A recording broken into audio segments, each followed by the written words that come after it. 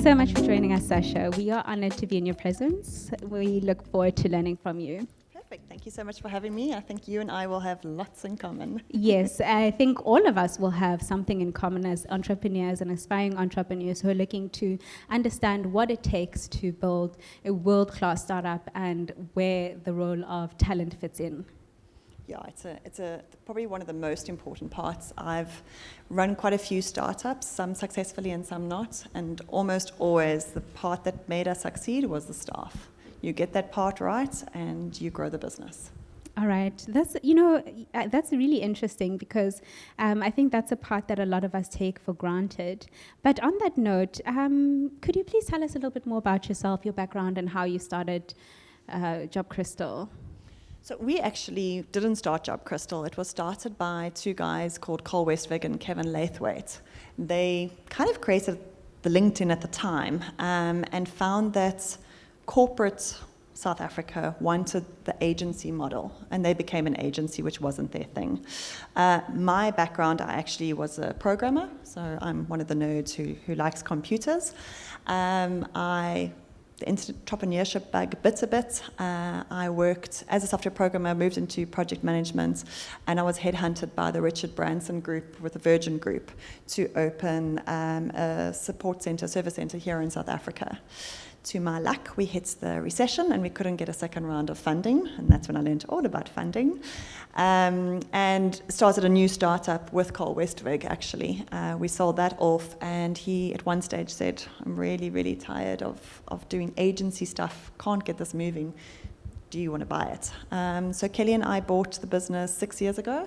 I, at the time, was actually started a new insurance business, which was disrupting in the IT sector with insurance. We sold that to Clientele Life in 2018, and I joined Job Crystal full-time, just in time for COVID in 2019. Beautiful. That's an interesting story. I think with Job Crystal and the progress that you're talking about, I think talking about buying it, my interest is in why Job Crystal, who are they, what are they offering, and could you just tell us a little bit more on the importance of hiring the best? So Job Crystal started with, Kelly, my business partner, came from the Kelly recruitment background. So she had the very, I call it the static stuff of how do you recruit and how do you recruit well, and she's done it very well. I came from let's make this online and easier. I had been retrenched 3 times in my life as a candidate, so I knew the pain. And I often tell the story, I applied for 367 jobs in 1 week and got no response. And I wanted to ensure that got changed for the candidate side.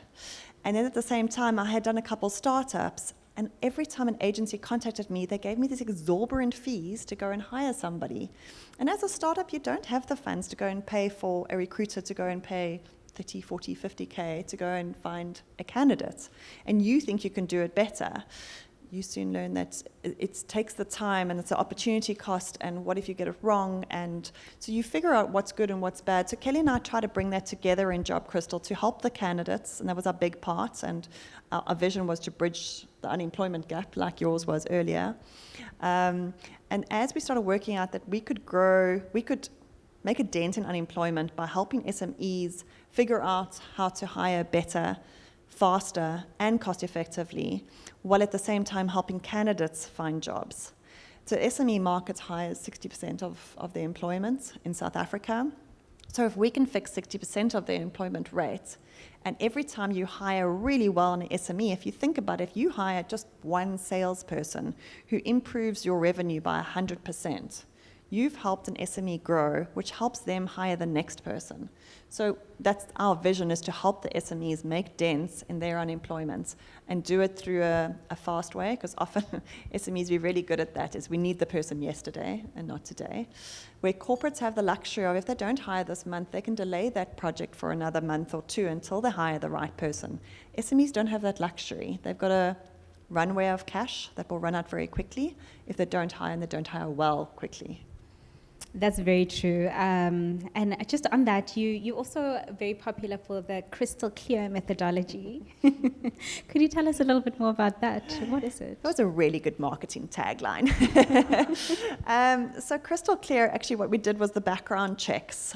So we found there's lots of background checking companies in South Africa. Everybody knows MIE. As a consumer, your credit record you can check through TransUnion, XDS, and all the credit bureaus. And then you've got all these other suppliers.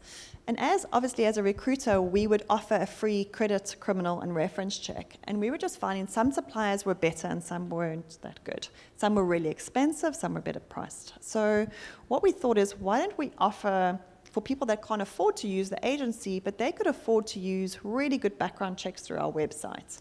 And we called it Crystal Clear. So be crystal clear in who you hire, which definitely helps with SMEs who can't afford the agency, but they can actually check if somebody they're going to hire doesn't, number one, have a criminal record. I'll tell you a fun story about that. Credit records don't determine how good an employee will be, but do determine how well they manage their finances. It's a very difficult point with COVID because some people have been retrenched for a good 18 months, haven't been employed. So credit checks, I always say, unless it's a finance manager role, be very careful on how you look at that. And then we'd love to do a study on, could you hire somebody based purely on an independent reference? So let's say, for example, I want to hire you. If I don't tell you and I go and ask people who know you, would you rehire Toko and bring her back into the company? If they say yes, and I know how well they hire and how well they manage their staff, I could probably hire you and know that you'll be good. But it's the independent reference side. So that's what we do with the crystal clear side, and I'll give you my horror story. So when I was running my insurance business, I ran something that you all hate, an outbound call center. And we had 98% females on the floor, and we needed a male to come in onto the floor, an Afrikaans male. We interviewed a guy, and unfortunately, we didn't have time to get the criminal check to run. Criminal checks take about 24 hours to run. And because of insurance regulations, I had to formally do a credit check because you're not allowed to work in insurance if you've been in fraud or certain different criminal activities. So I said to him, come in tomorrow, come do the training. We won't put you live until your criminal checks come back. Next day, criminal check comes back, and it clearly says that he's got a possession of dacha charge, which, according to the insurance regulator, the FSCA, he's allowed to work with us on a dacha charge. And at that time, I think when the charge came, it was illegal, and now it was legal at that time. So I called him just to let him know, look, we know about the charge, FYI, maybe don't do that at work, but you can now go onto the floor. So I said to him, you've got a possession of dacha charge, it's come up. He's like, it's completely wrong. I'm like, oh, I'm so sorry. Because obviously, that happens. You hear of South Africa, often people have a bad criminal record that was a fake one, or someone used your ID number. I said, no, I've got a domestic violence charge. Wow. Okay, why don't you go sort that dacha charge out? So he left and never came back. But it just shows you have to do your checks, and that's what crystal clear. And even as an SME, checks can cost you as little as 350 Rand to do a criminal and a credit check. And it's critical you do those because you actually don't know who you're going to be hiring if you don't. That's incredible. I definitely will be doing that for future reference. And just on the COVID topic, the dreaded COVID topic, COVID has had a major impact on hiring and hiring processes globally. What do you think is the future of employment in Africa in light of the pandemic and changes? So there's the hybrid word is flying around. Hybrid means people get to work from home and they get to work from the office. We're seeing, and having been part of some of the network things in Africa as well, is that some people want their staff back in the office, and not necessarily 5 days a week, and some are really happy to do the remote and keep it as remote. It does come in a little bit of how good are your employees, and also how good are your leaders. There's a big thing about if you're going to be not micromanaging, but you have to see what the person's doing.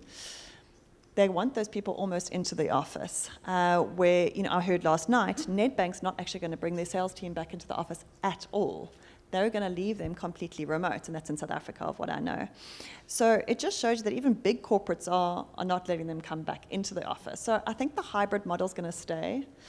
But having said that, for Job Crystal, for our own staff, we're 22 and we always work from home. We got rid of our office years ago. No client wanted to take time off and come and see us, and no candidate did. So we had a remote working environment. But what COVID changed was a communication. And my team, some of them are here tonight, will tell you that every Friday I send an email out to tell you what's going on with the team, because you miss that work passage, corridor, water fountain talk where you hear what's going on. So I think a lot of employees are missing that part. So it's trying to figure out that balance, and even our team is trying to figure out that balance of how often do you get together, and when is too much, because productivity is really, really high working from home. But I think it's a bit about how are the leaders and a bit about who do you actually hire. That's beautiful. That's really beautiful. Just, on the topic of startups, which is where I'm going now, there isn't always a water fountain, right? No. And for many of us, we still need to figure out how to go about this process. Well, the next section of questions is specifically for startups.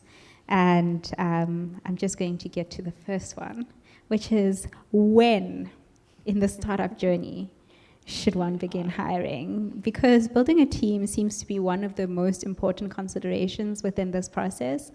But at the same time, when do you know that you're ready for this talent acquisition or talent hire? When are you ready to start recruiting?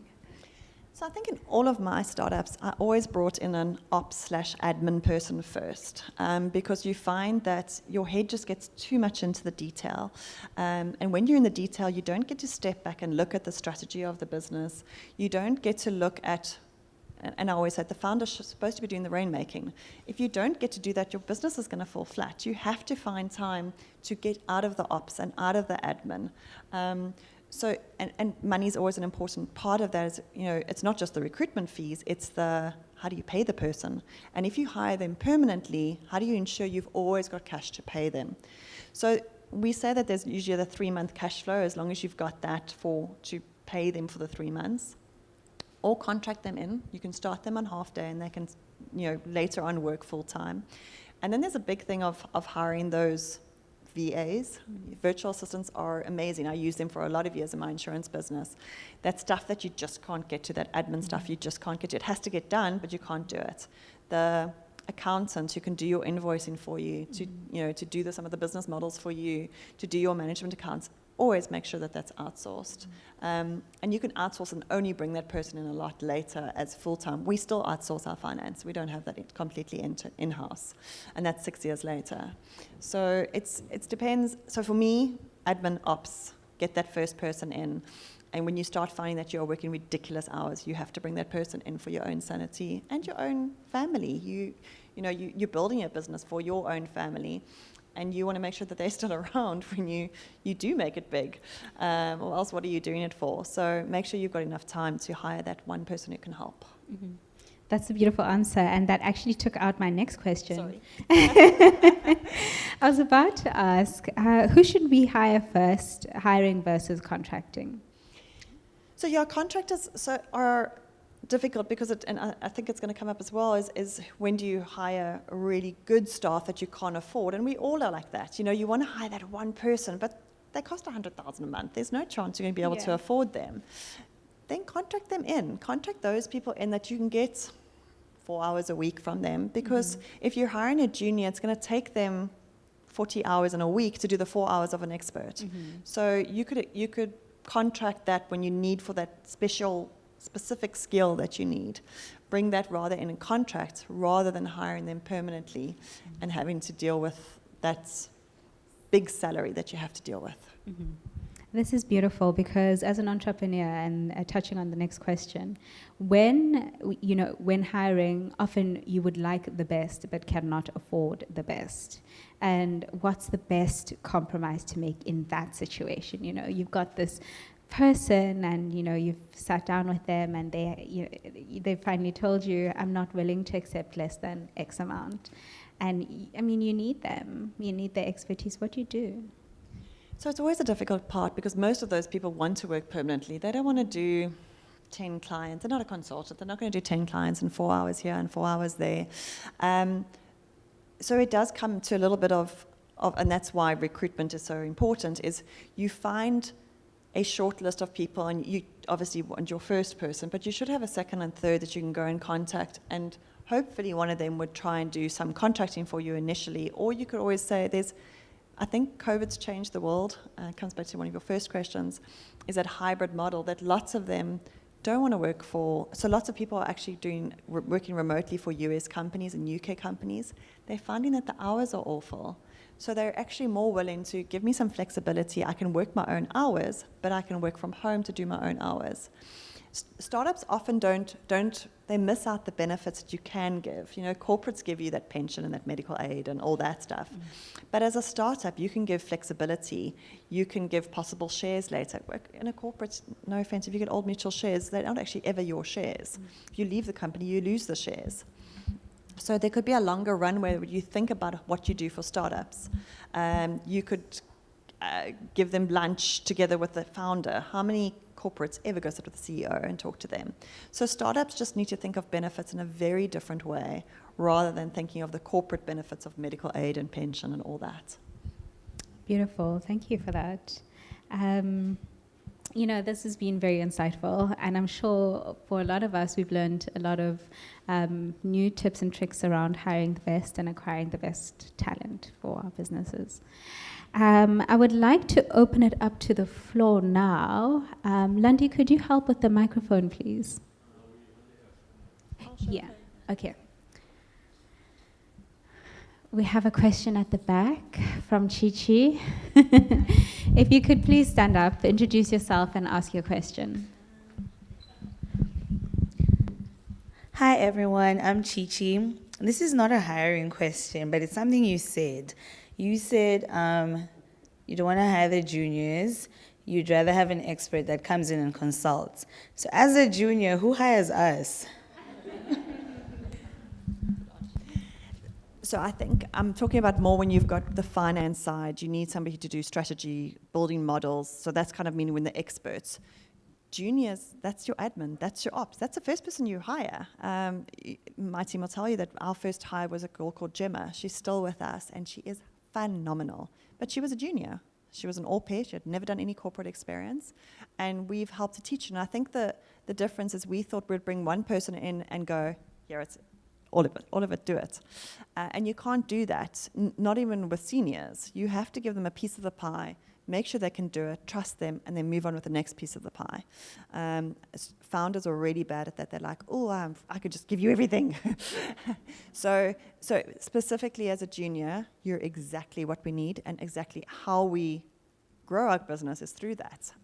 Most of our staff that we started with are juniors. Strangely, most of our contractors are seniors and not the juniors. So there's definitely a place for you. Thank you. Do you have another one, Angela? Hi. I've got a accounting and tax consultancy, and it's relatively young still. But I do need to hire someone, and I have hired someone as of the 1st of July, but I've made a mistake in, I didn't do a credit check, and I didn't do but actually, what I want to ask is what kind of checks I can do, because they don't have, the person was a graduate, fresh out of varsity, and so they don't have a criminal record or a credit record or anything, so, and no previous experience either. So what kind of checks can I do? So checks for grads and interns, I would definitely do an education verification. So you check if they've got if you want them to have a matric, you can check if they've got a matric. If they've got any varsity or any certifications, you can check that as well through Crystal Clear. If they need to drive for you, so that's often the first person needs to be able to drive. You want to check they've got a driver's. We've hired many candidates who've lied about their driver's license, and that's definitely something you want to check. And then with references, character references are so important. The problem with character references for grads and juniors is they always choose their favorite teacher or their mom or their aunt or their cousins, people that like them. I always say try and do an independent reference. You can find out who you know, who also knows them, phone them. You can see on LinkedIn who your mutual people are on Facebook. Ask them for a character reference. And you need to get approval from the grad first. I'm going to go do an independent reference. This is what it means. And then go and do an independent reference and go and check. You can also, with grads and interns, is you put them on a contract first for 3 months, and then give them the option to go permanent, post them meeting some KPIs. I also can introduce you to Luann, who can help you further from that. I think I just wanted to elaborate on that question for grads and job seekers, youth job seekers. What are you looking for in terms of their CVs? I think also as an employer, very often you'll get so many CVs and the formats are different, the content is different. How relevant is a qualification after how many years? And what are employers actually looking at from them? So from a job seeker side, it's different. So you'll have some clients who want that degree. I don't care what, if they're even going to be a PA, they want them to have a degree. And then you get the other founders who are like, I've never had a degree, never got an MBA. I don't care, as long as a person is a hard worker and they've got the grit. And that's something you can't teach, they want that. Often what startups are looking for is that grit, that hard work, that I'm going to jump in and try my absolute best to get it done. So psychometrics, there's something called a DISC profile you could try and do. They're free. I'm happy to share the link with you, where you can check if a person is a high D, they're very dominant. If they're a high I, they dot their I's and cross their T's. They're more social. That's great for your salespeople. And then there's more the compliant people who will do your legal and your finance very well. So you can always do psychometrics to check that grit that's matching on the personality side. But what we've seen with every client is they're different. Some clients are adamant about the education. Some of them are adamant that they must not be job hoppers. That's a big thing for some founders. But some of them don't actually mind. If they've had an internship of a year and they're now ready to go into a full-time, they can use those. Like I said, independent references are probably your best temperature gauge to see what the person's really like. Thank you so much. Do we have another question from the audience? Okay, perfect.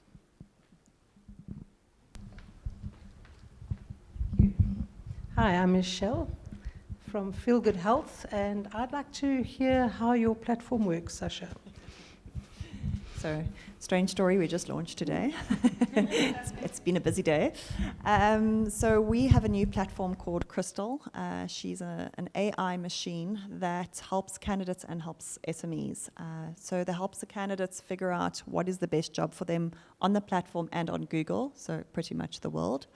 And it helps SMEs find candidates from 3 pools. So if you know where candidates come from, so first of all, you've got those candidates that are probably already in your mailbox. They're really desperate to looking. They've probably been retrenched, or they're unemployed, or they're so horribly upset at their job. They're looking everywhere. They're on our platform. They're in your mailbox. Your second type of candidates are the ones sitting on LinkedIn that you all go and look at. They look amazing. They tick all the boxes, but they don't know about your job, and they're not actively looking. And then you've got the third batch who don't want to put their stuff out there. They kind of are looking around, they search the job boards, they kind of put some alerts out, and they're going to apply for your job. So what Crystal does, it takes those 3 sections, so we call it take 7 billion people, and it matches to your job's description. It finds the top 10. So like I said, the website's just gone live today. Crystal's sorting out her data. She needs to settle a bit with IP addresses. So next week we will be ready to go and see if we can find your top 10. Congratulations, Sasha. That is absolutely incredible. So with Crystal, is it an open platform? How do we access her? She's on our site, so you can go to jobcrystal.co.za. You can sign up and register. Like I said, it's free, completely free for candidates to go and upload. They literally have to upload their CV. So as I said, I was a candidate 3 times through my journey, and I hated you had to upload your CV onto these platforms, and then you had to retype your CV, and I'd never understood it. This time, you upload your CV and we'll match to your CV. You don't have to retype any, other than your name and your contact details so we can hold of you. just your CV. Clients would log in and upload their job description. They would have to pay for the service. It's a minor amount, specifically for SMEs, and would match onto the top 10. That job ad runs for 30 days because we need to allow those people who are looking for the jobs to find it. And Crystal will screen those CVs. So you said, obviously as a founder, you get so many CVs coming into your mailbox. Crystal will look at those CVs and see who matches the skills, not the grit, the skills. That's wonderful. Oh, we have one more question on the floor. Hi, PJ, Tours Africa. With what's happened with COVID in the last 18 months, if you're looking to employ people on a work-from-home basis, and you're in an industry that operates more or less on a global scale, how do you evaluate the CVs that those people are presenting you, and how do you check that they can actually do what their CVs say they can do? So assessments are really good for that, and there's different assessments. I often say to clients, because there's a standard assessments you can do, there's an attention to detail assessment, and there's a maths test example, and for developers there's a developer test.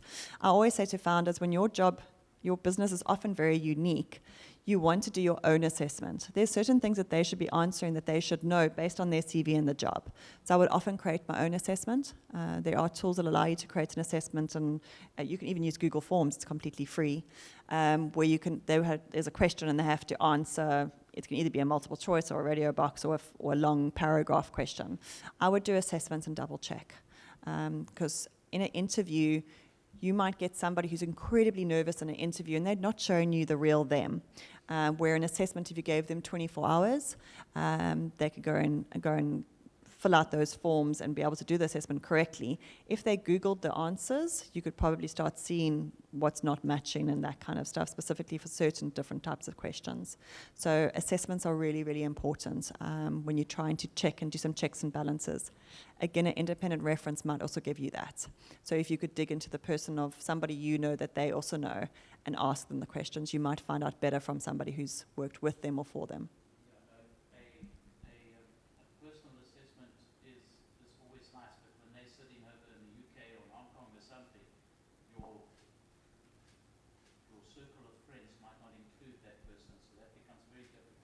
Yeah, for the assessment, you could use Google Forms. They can definitely do a Google Forms online to go and see those.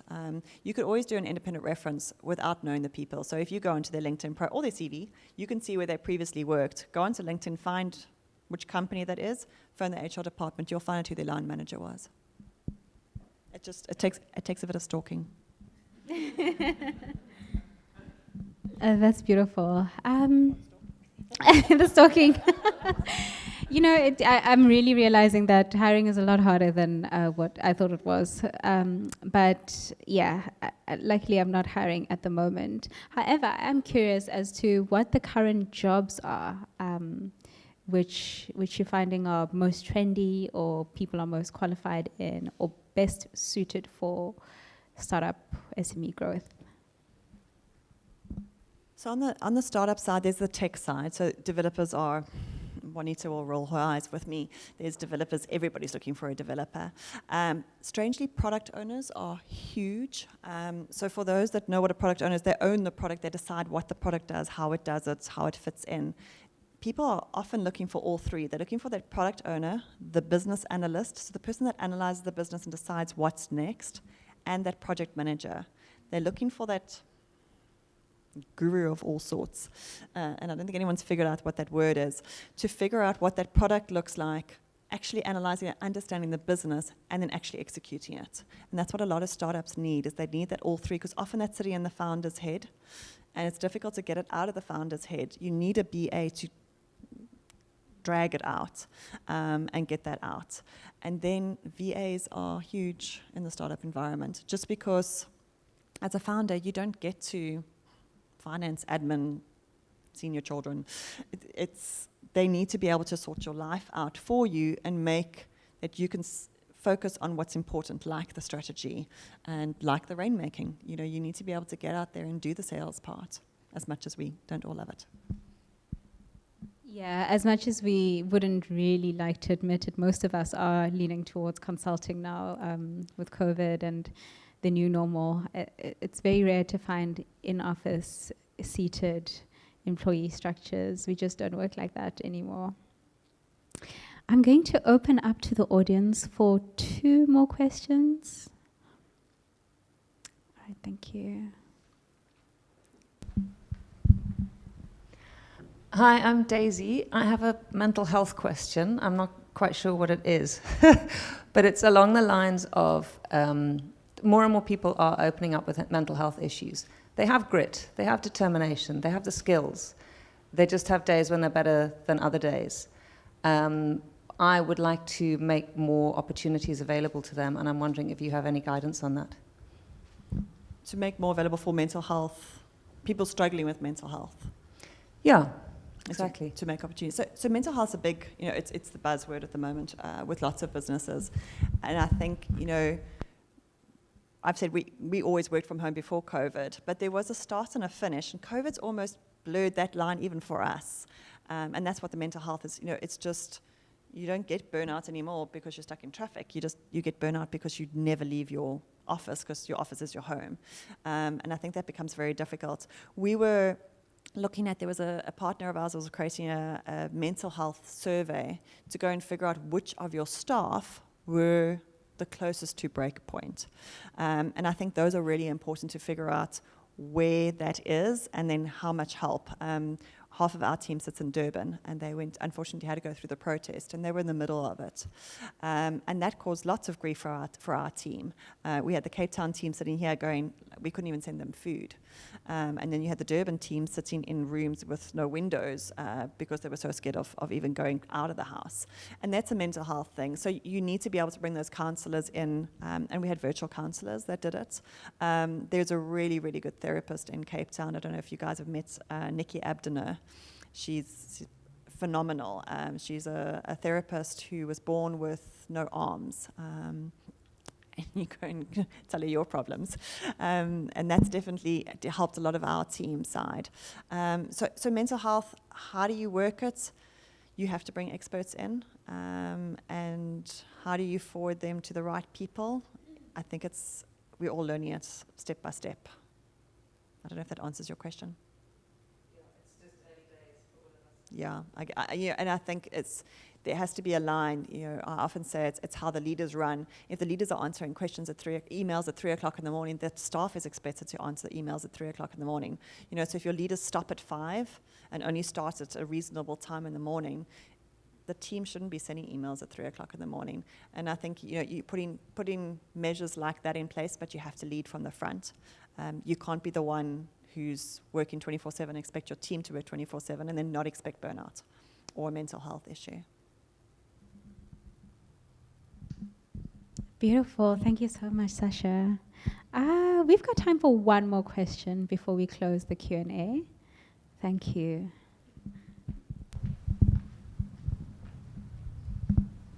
Hi, my name is Ndalumbu. I'm sure you know me.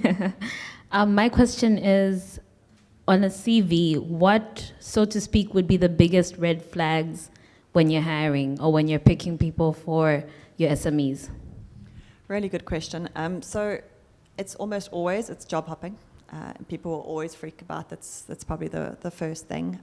Because you're not showing any tenure, any loyalty. But again, you have to look at the reasons. And that's a big thing about CVs, is CVs should always have the reasons why you leave. I went through a really bad patch of 4 years, been retrenched 3 times. I didn't job hop, it was the businesses that closed. So you do need to look at the reasons of why they have left the business. Other red flags is gaps. So, and having said that, I had a gap, I had a degree, I was a software programmer, I shouldn't have had a gap. I had a 6-month gap of not being able to find a job. But if there's lots of those gaps, that would be a red flag for me of why is there so many. I'm sure some of my team could probably give you more of the red. They look at CVs more often than I do. But for me, job hopping and those gaps are generally, in a recruitment world, the first red flags. Thank you so much, Sasha, for joining us, for inciting us. And I'm absolutely certain that your words have inspired us all in this room, that you've created a new portal for us to actually go out there and create change, to drive innovation, to drive social inclusion, and to create access points for others, for all those who are not able to make it to this room today, but are so integral and part of our process. So thank you for your time.